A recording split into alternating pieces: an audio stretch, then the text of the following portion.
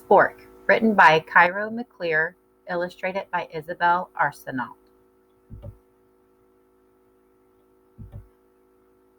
Spork was neither spoon nor fork, but a little bit of both. He had a mom and a dad who both thought he was perfect, just the way he was. But Spork stuck out. In his kitchen, forks were forks and spoons were spoons. Cutlery customs were followed closely. Mixing was uncommon. Naturally, there were rule breakers, knives who loved chopsticks, tongs who married forks, but such families were unusual.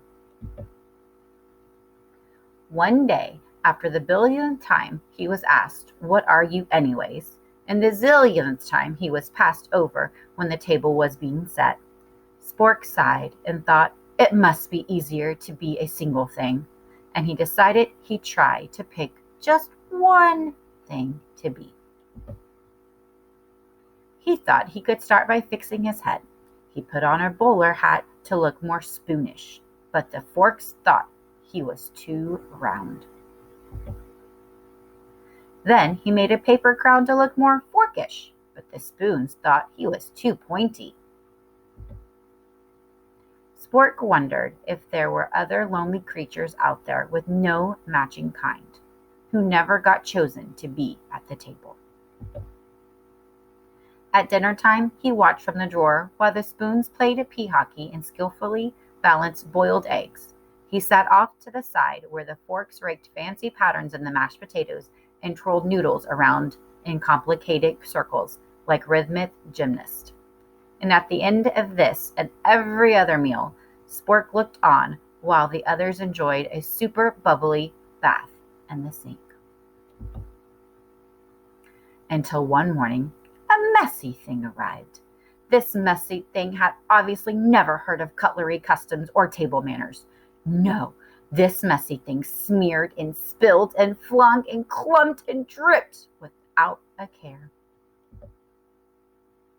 "Wait," said the forks, but the messy thing did not wait.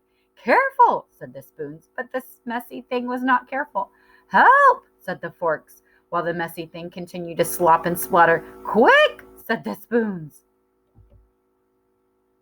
Now, a fork may be good for poking and picking, and a spoon may be fine for scooping and stirring.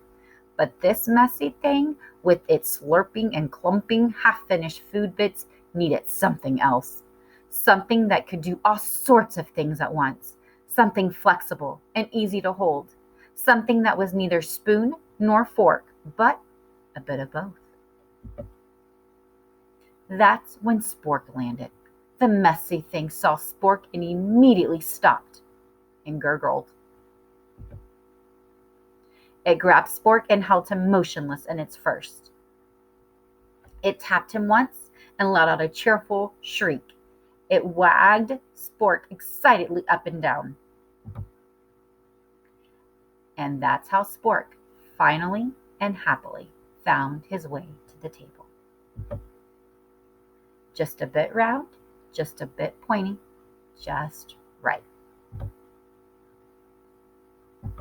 And that's a reminder that you are all perfect just the way you are.